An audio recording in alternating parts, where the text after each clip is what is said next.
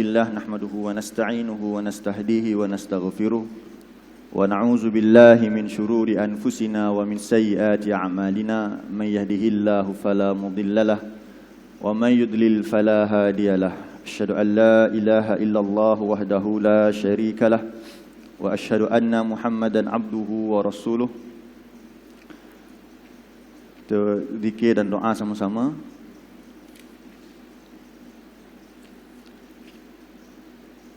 Allahumma inna nas'aluka ilman nafi'a wa rizqan thayyiba wa amalan mutaqabbala. Jadi maksudnya, ya Allah, sesungguhnya kami memohon kepada Engkau ilmu yang bermanfaat, rezeki yang thayyib, yang baik, dan juga amalan yang diterima. Kemudian sama-sama kita berzikir dengan zikir pagi.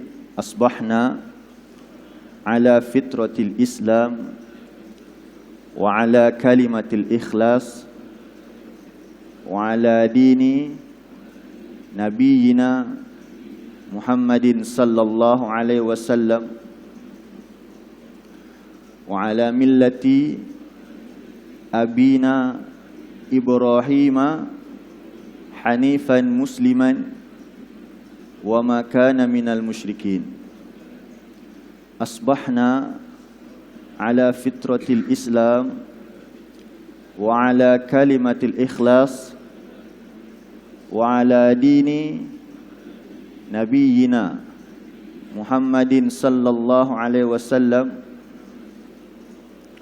wa ala millati abina Ibrahim hanifan musliman wa ma kana minal musyrikin.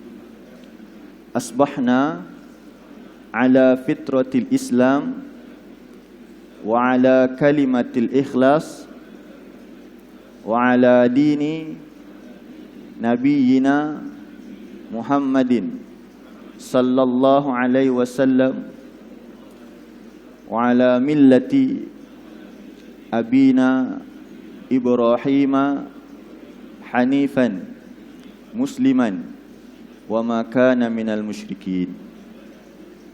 Jadi maknanya, asbahna ala fitratil Islam, kami berpagi-pagi ini di atas fitrah Islam. Wa ala kalimatil ikhlas, di atas kalimah tauhid yang ikhlas, yang murni ini. Di atas wa ala dini nabiyina Muhammadin sallallahu alaihi wasallam, di atas agama Nabi kami, Nabi Muhammad sallallahu alaihi wasallam. Wa ala millati abina, dan di atas millah bapa kami Ibrahim, Nabi Ibrahim, hanifan, yang lurus, musliman, yang tunduk patuh menyerah diri kepada Allah, wa ma kana minal musyrikin, dan tidaklah ia di kalangan orang-orang yang musyrik.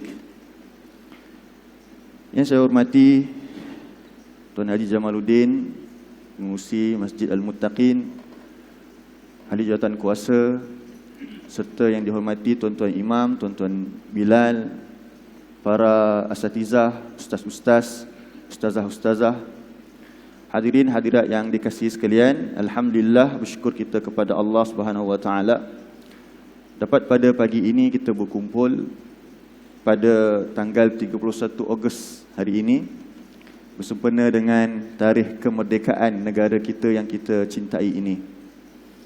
Dan topik pun kita pilih berkaitan dengan kemerdekaan.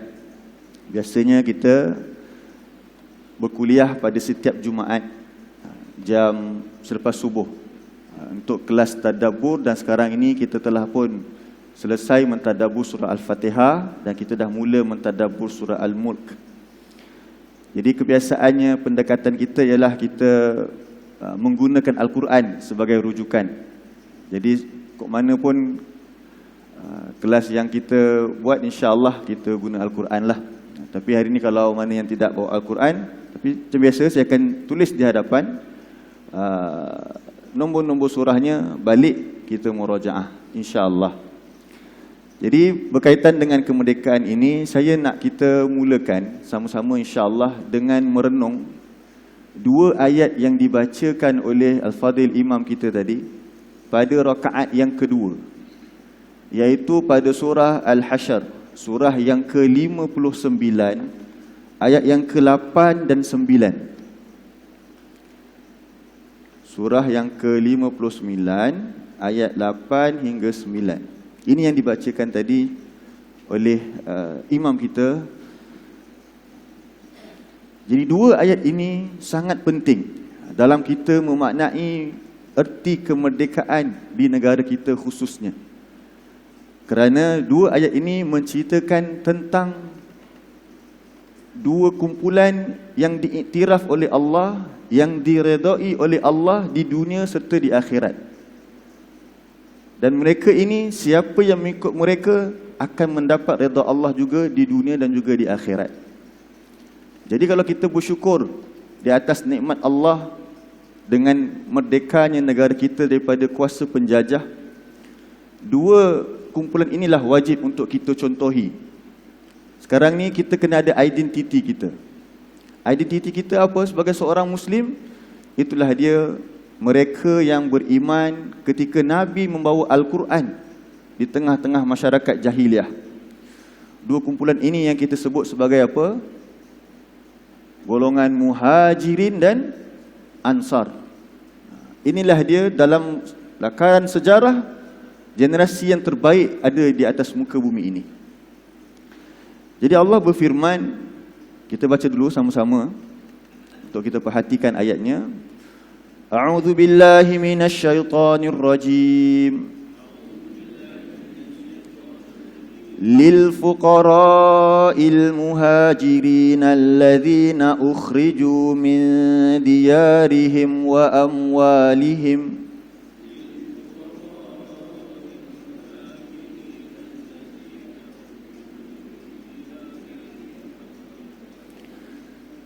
yabtaghuna fadlan minallahi wa ridwana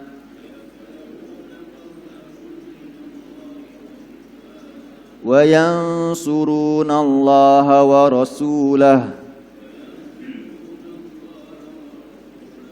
ulaika humus shadiqun. Baik, ini ayat yang ke-8. Surah 59 ayat yang ke-8. Allah kata tentang orang-orang muhajirin. Siapakah orang-orang muhajirin? Iaitu orang-orang Mekah khususnya, yang diperintahkan oleh Allah SWT untuk meninggalkan kampung halaman mereka Mekah untuk ke Madinah bersama-sama dengan Nabi mereka, Nabi Muhammad sallallahu alaihi wasallam, membina daulah Islam di sana. Jadi sifat mereka Allah kata dalam ayat ini ialah mereka itu ialah orang-orang yang diusir daripada kampung halaman mereka, dan harta-harta benda mereka dirampas, diambil. Kenapa jadi begitu? Ya bataghuna fadlam minallah, kerana mereka mencari kurniaan daripada Allah, waridwanan, dan juga keredaan Allah. Jadi negeri kita ini, Perak, Darul Ridwan, bukan Darul Rizwan kan? Eja Melayu dia eja macam mana? R-I-D-Z. Macam ni eja Melayu? R-I-D-Z-W-A-N, Rizwan ya. Tapi kita tak boleh sebut Rizwan. Yang sebenarnya apa? Perak Darul Ridwan, iaitu negeri yang Ridwan, maksud Ridwan keredaan, yang diredai. Jadi kita sentiasa ucapkan negeri kita ialah negeri yang diredai. Oleh siapa yang kita nak? Siapa nak redha negeri kita ini? Allah Subhanahu wa taala. Jadi mereka ni muhajirin ni ialah orang-orang yang mencari kurniaan Allah dan keredaan Allah. Jadi biarlah ada persamaan untuk negeri kita Perak ini. Rakyat jelatanya adalah rakyat yang mencari redha Allah, yang menjadikan negeri ini negeri yang diredai oleh Allah Subhanahu wa taala. Macam mana mereka mencari redha Allah? Wa yansurunallaha wa rasulah. Mereka menolong Allah dan Rasulnya. Ulaika humus shadiqun. mereka itulah yang benar pengakuannya. Jadi apa bukti kita nak cari redha Allah? Yansurunallaha wa rasulah. Tolonglah agama Allah ini, tolonglah Allah dan Rasulnya. Itu cara untuk mendapatkan redha Allah. Sebab Allah declare mereka itu sebagai orang yang benar pengakuannya. Kemudian ayat yang ke-9, ini muka surat 546. 546. Lupa nak betul muka surat. Muka surat 546. Ayat yang ke-9 pula, ini kumpulan yang kedua, yaitu golongan Ansar. Kita sama-sama baca. وَالَّذِينَ تَبَوَّأُوا الدَّارَ وَالْإِيمَانَ مِنْ قَبْلِهِمْ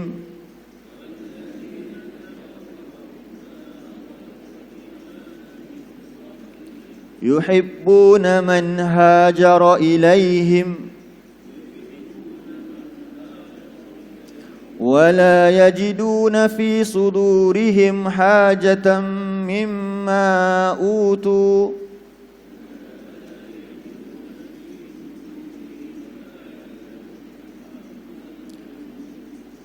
وَيُؤْثِرُونَ عَلَى أَنفُسِهِمْ وَلَوْ كَانَ بِهِمْ خَصَاصَةٌ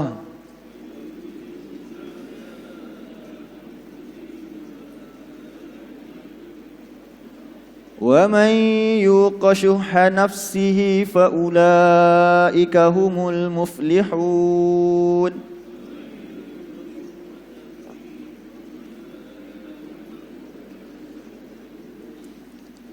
Dan orang-orang yang menempat di Darul, yaitu di negeri Madinah, mereka inilah golongan Ansar. Ansar pula dari perkataan apa? Nasara. Jadi muhajirin, hijrah lah, orang-orang yang berhijrah. Kalau golongan Ansar pula dijamak kepada Nasir, yaitu golongan yang menolong. Disebut sebagai Ansar kerana mereka ini adalah golongan yang menolong Nabi. Bagaimana mereka menolong Nabi? Mereka menyediakan negeri Madinah ini. Dan mereka terlebih dahulu beriman kepada Allah dan Rasulnya sebelum kedatangan orang-orang muhajirin. Jadi ketika mereka mendengar Nabi SAW nak berhijrah daripada Mekah, setiap hari mereka berpanas, mereka menunggu kehadiran Nabi yang mereka kasihi ini. Ini golongan Ansar yang sangat cintakan kepada Nabi mereka SAW. Walaupun asalnya Nabi ini datang daripada Mekah, negeri yang berbeza dengan mereka. Yuhibbuna man hajara ilaihim. Mereka sangat kasih, sangat cinta kepada orang-orang yang berhijrah kepada mereka. Golongan yang diusir daripada kampung halaman mereka, harta mereka dirampas ini, mereka sangat kasih. Wala yajiduna fi sudurihim hajatan mimma utu. Dan di dalam dada mereka, iaitu dalam hati mereka, tidak terdapat pun hajat, iaitu imbalan, balasan yang mereka harapkan daripada apa sahaja yang mereka berikan kepada orang-orang muhajirin. Mereka mempunyai sifat yang sebagai ithar, yang mementingkan orang lain daripada diri mereka sendiri di atas nama Allah. Wa yu'thiruna ala anfusihim walau kana bihim khasasah. Dan mereka mengutamakan ke atas diri-diri mereka, walaupun, iaitu ke atas diri orang muhajirin itu, walaupun mereka sendiri memerlukan apa yang mereka berikan itu. Wa may yuqashuha nafsih. Barang siapa yang dilindungi daripada sifat bakhil, sifat kedekut, faulaika humul muflihun. Maka mereka itulah orang-orang yang beroleh kejayaan. Jadi dua generasi ini, bukan generasi, dua golongan ini ialah golongan yang Allah ceritakan sifat-sifat mereka dan Allah redha kepada mereka. Kita tengok pula dalam surah 9 ayat yang ke-100. Surah 9 ayat yang ke-100.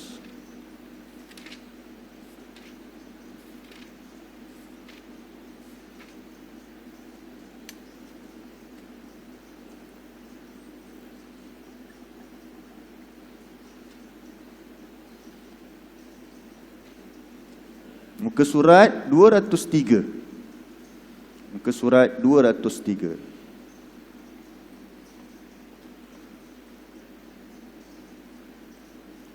Surah At-Taubah ayat yang ke-100.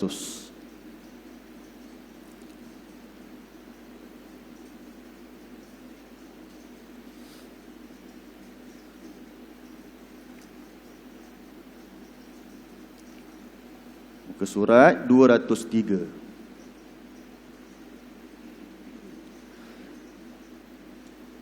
Kita baca sama-sama. A'udzu billahi minasyaitonir rajim.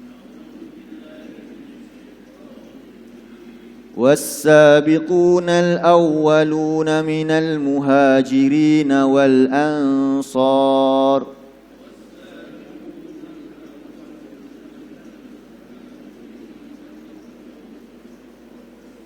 والذين اتبعوهم بإحسان رضي الله عنهم ورضوا عنه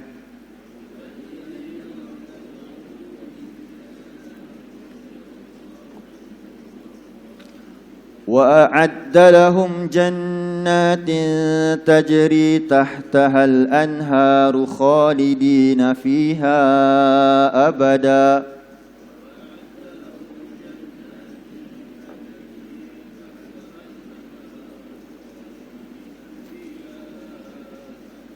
ذلك الفوز العظيم. Dan orang-orang yang terdahulu di kalangan yang pertama-tama, yang terawal-awal daripada golongan Al-Muhajirin dan Ansar. Jadi ini satu golongan, Muhajirin dan Ansar, iaitu golongan sahabat Nabi. Walladzina taba'uhum, dan orang-orang yang mengikut mereka, yang mencontohi mereka, yang menyambung jejak langkah mereka dengan baik. Radiyallahu anhum, Allah redha terhadap mereka. Wa radu'an, dan mereka akan berpuas hati dengan kurniaan Allah. Jadi mudah-mudahan kita menjadi golongan yang mengikut mereka ini, kerana kita adalah rakyat perak Darul Ridwan, perak negeri keredaan. Jadi apa Allah sediakan bagi mereka, bagi orang-orang yang Allah redha ini? Wa a'adda lahum jannat, Allah sediakan bagi mereka syurga-syurga. Tajri tahtahal anhar, yang mengalir di bawahnya sungai-sungai.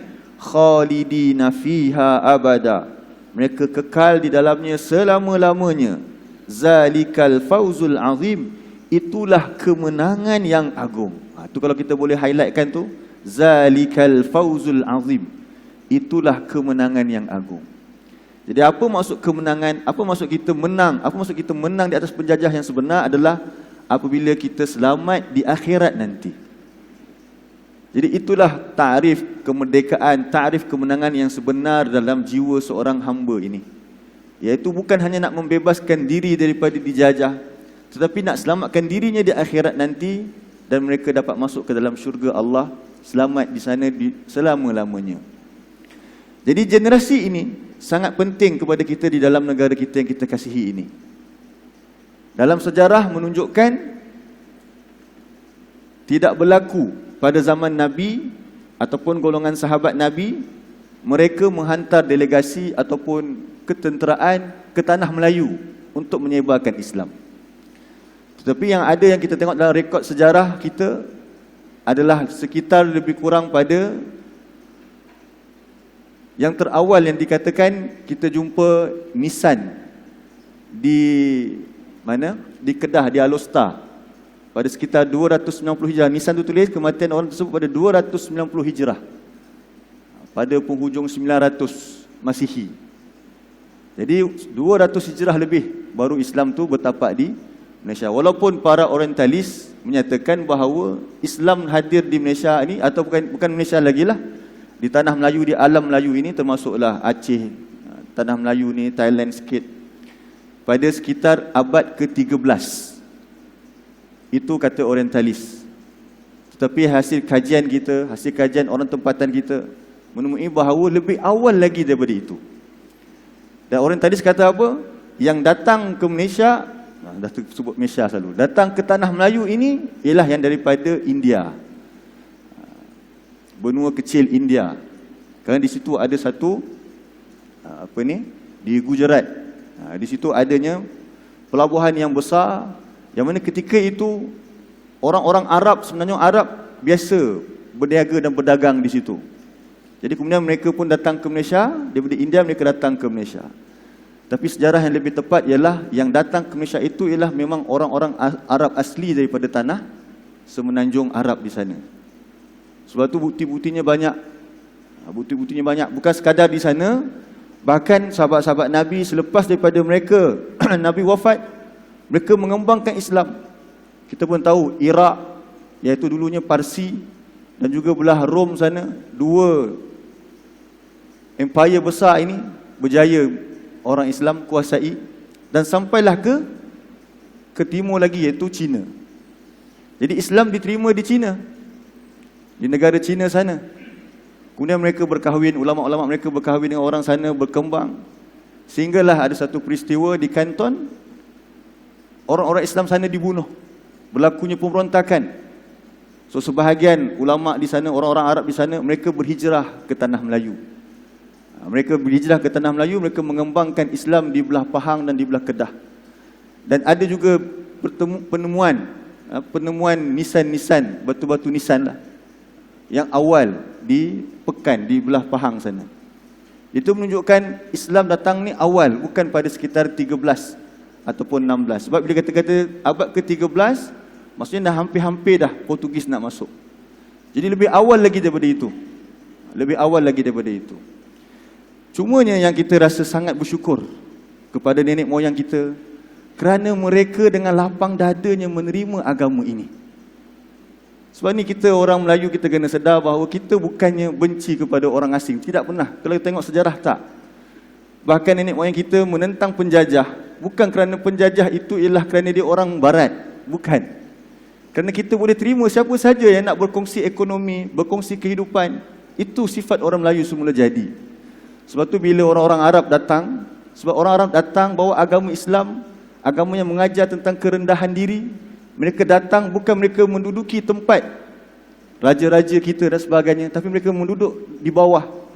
Mereka bergaul dengan masyarakat kita, mereka berkahwin dengan orang-orang Melayu kita. Orang Islam boleh terima dengan terbuka. Tapi kalaulah kita kata nenek moyang kita dulu, dia macam orang-orang Quraisy contohnya, datang Islam dengan baik, tapi mereka buat apa? Mereka menentang. Na'udzubillah min zalik, tak berlakulah perkara tersebut. Mungkin tak sama kita rasa nikmat pada hari ini. Sebab itu tuan-tuan dan puan sekalian, saya nak mengajak diri saya, kita kena jadi orang yang bersyukur kepada Allah. Bersyukur kepada Allah kerana apa? Berterima kasih juga kepada orang-orang terdahulu yang telah menerima agama Islam ni dengan baik. Dan kemudian kita pun tahu pada 1511 Alfonso de Albuquerque. Siapa Alfonso de Albuquerque? Portugis punya panglima. Dengan bala tenteranya turun menyerang Melaka, yang ketika itu Melaka sebagai pusat penyebaran ilmu Islam. Bagaimana Arab-Arab datang ke tanah Melayu, dakwah kepada raja-raja Melayu, mereka menerima, alhamdulillah.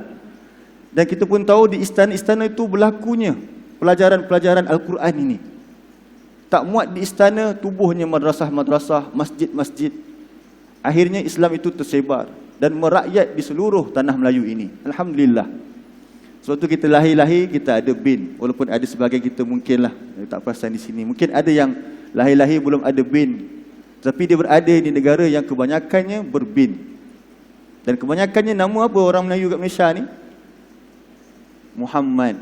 Maksudnya mereka sangat kenal dengan Nabi mereka yang telah mendidik dua golongan tadi, iaitu golongan Ansar dan Muhajirin. Jadi ketika Portugis datang, kita pun tahu mereka punya semboyan apa dia? Semboyan penjajah-penjajah ni mula-mula dengan Portugis, lepas tu Belandanya, lepas tu dengan British. Tiga ni lah yang daripada barat. Apa semboyan mereka, tuan-tuan? Ini benda ni memang tuan-tuan lebih faham dan lebih kuasai, saya rasa. Iaitu 3G tu kan. Apa dia? Gold, Glory dan Gospel. Semboyan mereka ketika itu.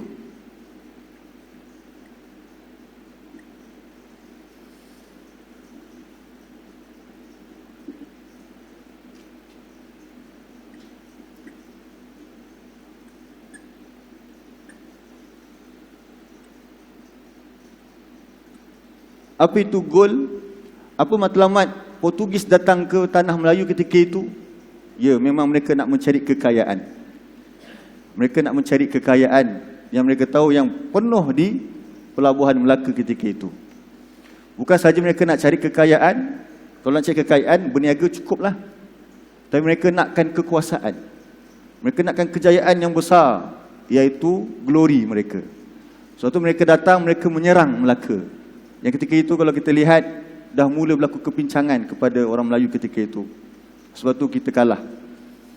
Dan satu lagi yang besar, tujuan mereka datang ke tanah Melayu ini apa dia? Mereka nak bawa berita gembira mereka, gospel, iaitu agama Kristian mereka. Kalau kita lihat Portugis, mereka bawa Protestan. Kemudian datang Belanda, mereka bawa Katolik. Datang British, mereka bawa gereja England mereka lah. Itu kalau kita tengok kat Melaka, dekat atas kota Formosa tu ada satu kan. Yang itu yang Portugis punya, atas kota Formosa yang warna putih tu. Yang warna merah kat bawah tu dipanggil apa? Christchurch. Bangunan Christchurch kat bawah tu, itu yang gereja England punya. Jadi mereka datang, terutamanya Portugis. Bila mereka datang, mereka bukan sahaja nak mencari kekayaan, mereka bukan sahaja nak mencari kekuasaan. Alfonso de Albuquerque juga bawa para paderi mereka datang untuk mengubah agama masyarakat Islam di tanah Melayu ketika itu. Dan kita kena bersyukur juga sekali lagi, apa dia? Nenek moyang kita tak terima dakwah ini. Kalau kita lihat di Filipina, mereka terima. Tapi beruntung kita tak diterima. Bayangkan negara Arab, kita kata negara Islam dan negara Arab hari ini, negara Arab yang besar di sana. Tiba-tiba jauh daripada itu, ada kelompok orang-orang Melayu yang jauh daripada mereka itu, dan jumlah mereka ramai. Kalau antara jemaah haji, antara yang ramai juga di sana ialah orang-orang Melayu. Termasuklah Indonesia, kan? Belah Thailand, belah Malaysia ini ramai. Jauh, mustahil. Padahal kita ada Siam ketika itu, yang sentiasa juga dengan agama Budanya. Tetapi nenek moyang kita cukup menjaga hal ini. Mereka cukup sayang dengan agama ini. Sebab itulah mereka menentang penjajah. Mereka bukan menentang kepada orang yang nak berniaga dengan mereka, bukan itu. Tak ada masalah. Tengok hari ini, kita pergi kedai